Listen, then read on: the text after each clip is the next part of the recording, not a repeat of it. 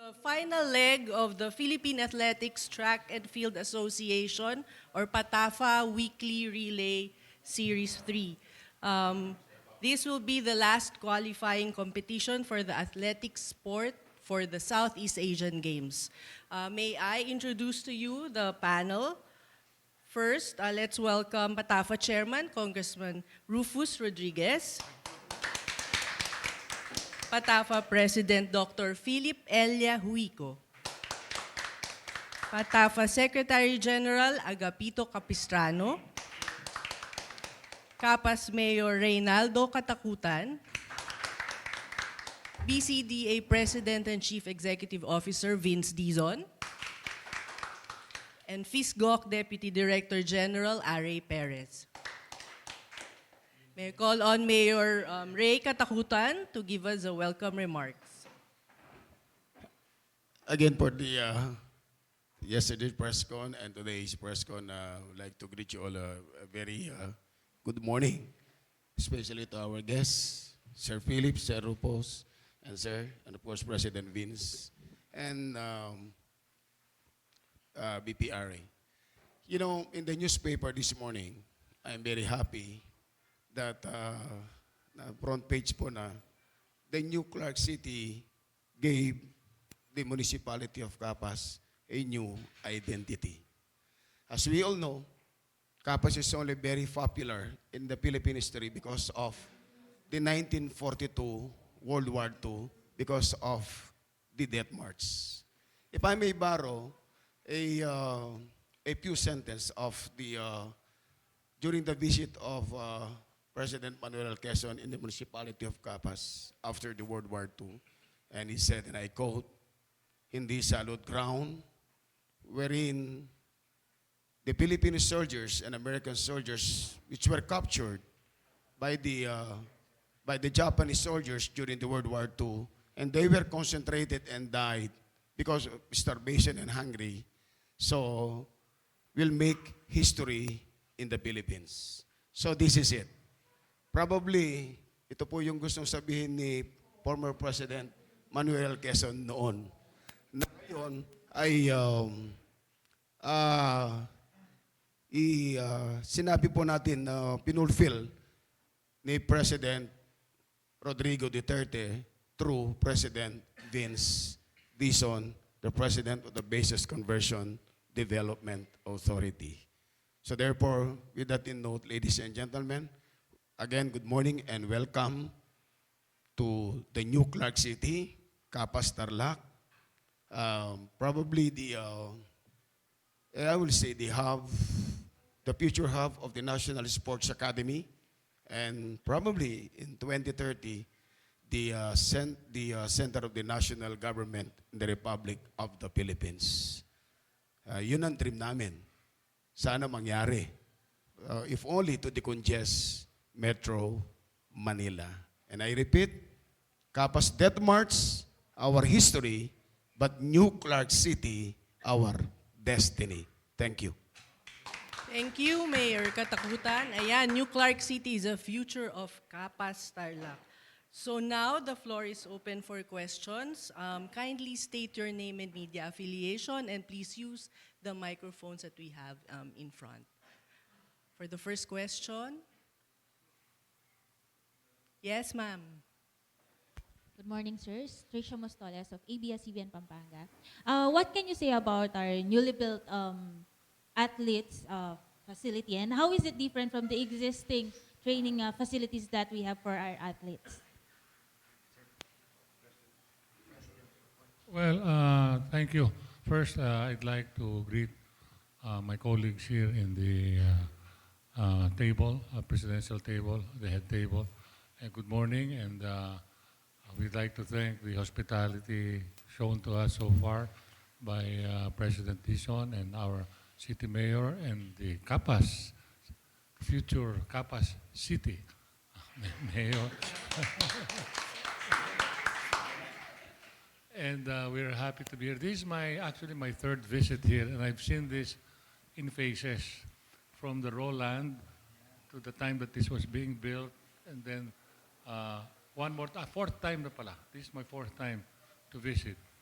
I've visited, and I am sure others who are here with me have visited other sports facilities like Kuala Lumpur, Singapore, Indonesia. It compares very, very favorably. Um, it has all of the requirements of a modern facility that is approved by the highest track and field authorities in the world. The Athletes Village is an amazing thing in the sense that, it's just a few meters away from the oval. Unlike other venues, you have to take a bus 30 minutes, 40 minutes, 50 minutes before getting there, and it's punishing to the athlete. If his event is at 7 o'clock in the morning, he has to wake up at 4 o'clock and then travel 1 hour. While here, all he has to do is take a walk. And everything is so secure. And we have, for the first time in the history of the country, a government-owned warm-up track oval. Sa Rizal Memorial noon, yung track oval doon na warm-up, yung tennis court or kuminsan yung semento sa labas. But this time we have what will be an IAAF-certified warm-up oval, and then we have a 9-lane track. We have everything. Then we have the indoor 3-lane, 80-meter warm-up area, which is the warm-up area just before competing. So it compares very favorably. Everything that you need is here, and I think this is something that we have to be very proud of, and we congratulate the BCDA, working 25/8 to get to this point. When I was seeing this, I also had my own doubts. Sabi ko, matatapos kaya ito by a certain point? And natatapos eh. So to see is to believe. And the next thing to do is to win. We have this now. Our athletes will not have any reason to say that, we don't have the training facility, although they've been here only for today, since yesterday. But, we're giving them all the ammunition to perform well. And they have the home crowd cheering for them. Thank you. Thank you. Next question, please. Yes, ma'am. Kayo po. Good morning po. I am Trixie Manalili from the Philippine Information Agency. And my question is, what is the feedback of our athletes po about the new facilities? All of them love it. And they're raring to go. And they feel that this is the best for them. That the track itself is not too hard. It's not too demanding on their legs. And they're just waiting to go. And they feel that they will perform much, much, much better here because it's kinder. It's friendlier to them. And everybody will do their best. So we expect good performances from them. Thank you. Chairman Rufus, you have anything to say? Thank you. Well, my first time to be here, and I am truly impressed. We are about to finish the stadium to host the Southeast Asian Games track and field, and we still have 3 months to go, and this will be very complete by the time that the games are held. So my congratulations and thanks to President Vince Dizon, the President of BCDA, for really, really supervising this and looking at this in the implementation of the project. And I am sure that because Vince has been very, very proactive in making sure that this will be finished. This is already completely finished. And so our thanks to you, Vince, for doing all of this. And also Mr. Perez, who is also the in charge of the Athletes Village. And we thank Mayor Ray Katakutan because the next future mayor of the city of Capas, he has made sure also that peace and order and also the climate here will depend on the mayor, because when the facilities are here, they have to provide all the athletes with safety and that is what the mayor is going to do. So thank you very much, Mayor Ray. And of course, our president, our Dr. Juico, who has always fought for our athletes, the budget for athletes, and our Secretary General, Terry Capistrano. You know, we are concerned because right now, the equipment for the competition, track and field, has not yet been bidded by the Philippine Sports Commission. So we asked the Honorable Butch Ramirez to kindly fast track following the procurement law to be able to have to really reach that on time because it will be ordered abroad. And so, except for the equipment, which will be coming, I'm sure that they're going to fast track the purchase of this equipment for the international track and field here. I think what we have now is we're truly impressed that we are already about to finish this beautiful stadium to host it. By the way, the IAAF, the International Amateur Athletic Federation, next month will already give the certification that this, what Vince has done, will be international standards. That will be a certification that international competitions may also be held here because we have here the track and field stadium, we have the warm-up there outside and the indoor also warm-up tracks. Therefore, we are on our way to become an international center for track and field. And we talk with Vince Dizon here in this structure and our president. Now we hope that there will be more competitions here international, and therefore our city will also earn from people who will come here. It will develop, and so everything will be very good for Capas and the entire country as well. Thank you. Thank you, Congressman Rodriguez. Mayor Katakutan, do you have any word? Yeah, insofar as peace and order is concerned, I just want to inform our media. First is the Provincial Police Office of Tarlac was declared the best PPO sa buong Pilipinas. So, okay, so best police station ang province of Tarlac. And number 2, hindi naman po sa pinagyayabang sa programa ng Pangulo, ang Capas po being a first-class municipality and soon to be a city, isa po ito sa mga unang naideklarang drug-free municipality sa Pilipinas. So, huwag po tayong mag-alala. Thank you. Next question, please. Yes, Mr. Carlo. I'm Carlo from PIA. Just a question, how many athletes are competing now and how many will be part of the national team?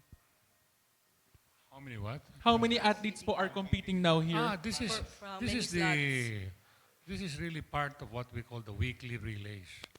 Okay, it is a program that we've had for the last 30 years, and this is part of the tryouts for the national team, and this is going to be one of the last tryouts because we have to submit the entries by name September 30. So we hope, with the permission of Vince, the President, and Mayor Arrey, to have a weekly, September 1, 8, 15, 22, 29. We will push it up to the very last day so that we can really get the creme de la creme, the best of the best. So right now, there are about 200 athletes from from the national athletes, about 30. And then we've got from schools and universities, the NCAA and the UAAP schools. So we expect to hold some more. And it's good for us because our athletes will get used to the track. It's good for the BCDA and for the PHISGOC because it will give them a chance to debug, to see what's wrong. Minor leaks there, minor leaks over there, here and there, and several other things. Okay.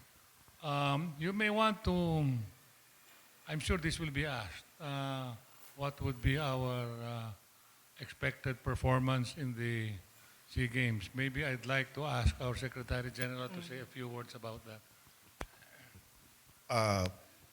Before anything else, let me thank the Vince Dizon and Arrey Perez for this occasion and arranging this good day today with all these activities for the track and field association, our national athletes, and not only us, but the swimming holding of the Philippine, the first Philippine swimming open ever held. And it's being done today at the aquatics venue of this great area. Also, thank you to the good mayor, Katakutan, of Kapas, and the rest of the officials of PATAFA. The question is supposed to be asked by the media, actually, the chances or the expectations of the Philippine Track and Field Association. Over the last 2 or 3 decades, the highest attainment by our athletes, track and field, was one I understand is 13 gold medals sometime in early 1990s or 83, and the other one was a medal tally of 11 gold medals. So all of this spanned over between 2 to 3 decades. We never achieved that in the last 15 years or so. Our aspiration is, of course, to equal, if not do better than the 11 or 13 gold medals. The chances are there. It's quite good if all goes well. But, you know, as in any endeavor, it's impossible to have things go well all the time. But that is our aspirations. Okay, thank you. Any other question from the floor? Yes, ma'am. Kindly state your name and Miss affiliation. Leslie from UNTV. My question is for Chairman Rufus. Yes. Sir, just for the record, how can the new sports facilities help the performance of our athletes? Well, the facilities that we have now certainly will greatly help our athletes because our athletes are now housed in that in the tenements over there, and they will have advantage of being very much at home with the facilities. They know their way. They have seen the track. They can adjust their performance, and so therefore, with this kind of facilities, world class, we are sure that our athletes will be enhanced in their preparations and therefore enhanced in getting the gold medals. And we expect, as our Secretary General, Terry Capestano, has said, and our President, the highest was 13 gold medals in the last South Asian Games, correct? And in 1983. That's quite some long years ago. So, but we believe that at this point, we have now a new stadium. We have very good quarters for the athletes. There's nothing more that we can ask for. And so I expect that our athletes of PATAFA will be able, and our athletes for the Philippines will be able to get even more gold medals than the 13 highest in 1986. Thank you. Thank you. We have here the PHISGOC Deputy Director Arrey Perez. Maybe you could tell us preparations for the SEA Games. Magandang umaga po. Nandito po tayo ngayon sa activity na to. No? You're watching the athletics compete here. On the other facility, there's the swimming, yung Philippine National Open. These events are what we call the sports rehearsals.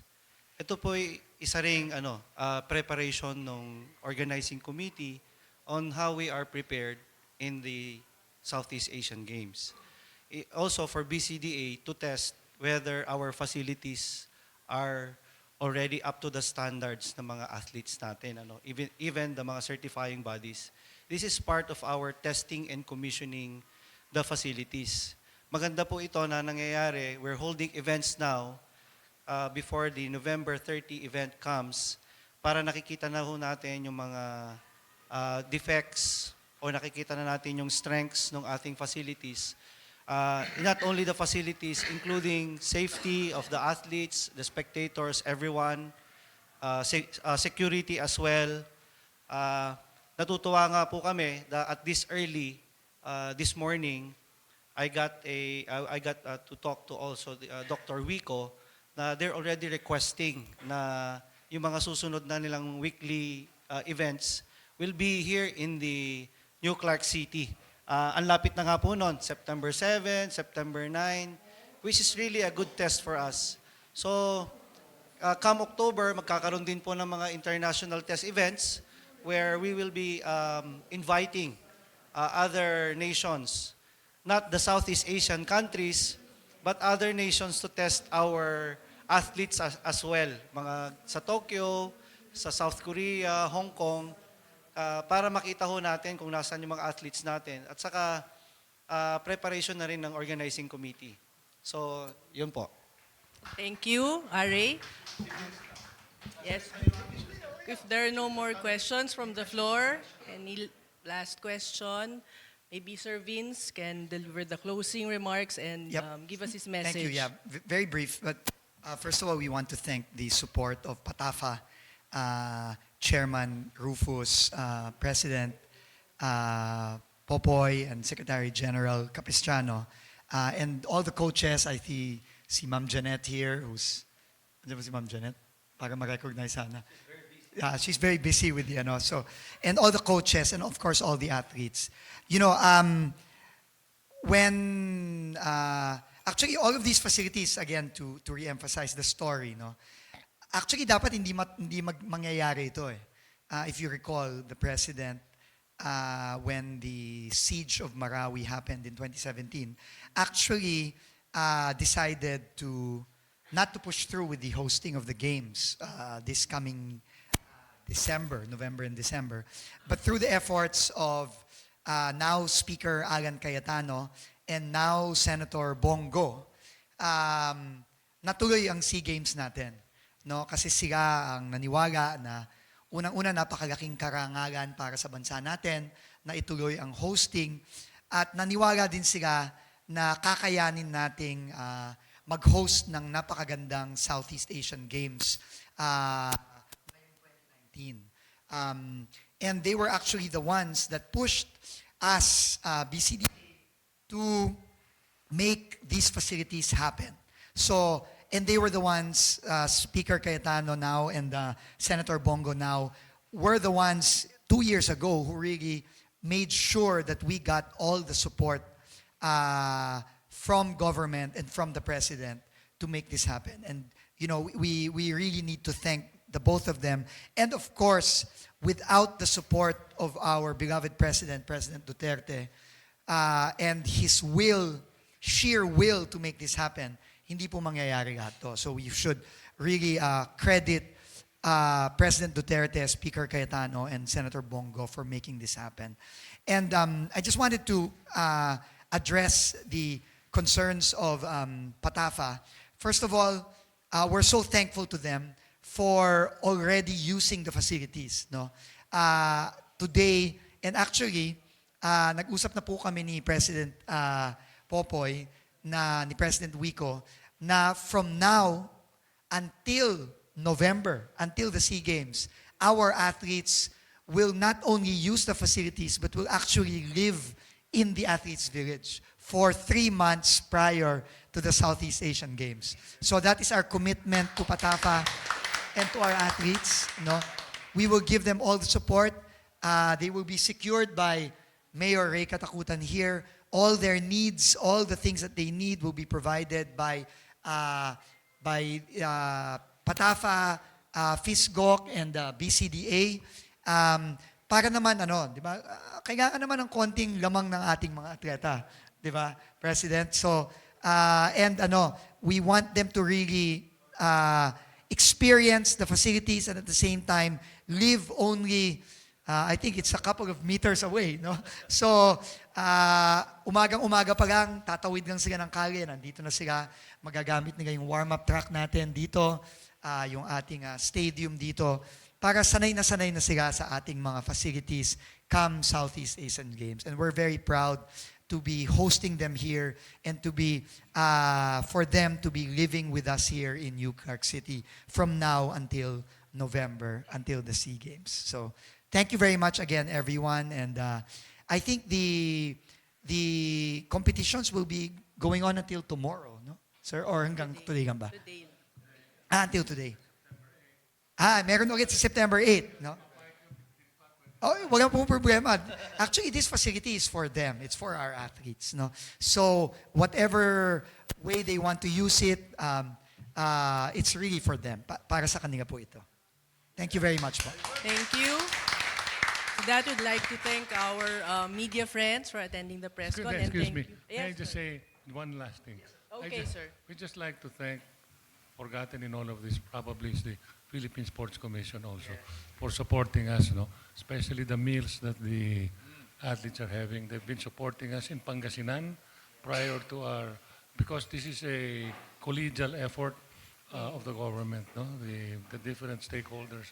So I'd like to make special mention of PSC and Chairman Ramirez. Thank you. Thank you, thank you. So our officials And are also lahat committed. ng commissioners natin, no? Alam niyo po, ang PSC natin, si Chairman Butch, laging nandito. The other day, Commissioner Mon Fernandez, si El Presidente, nandito din.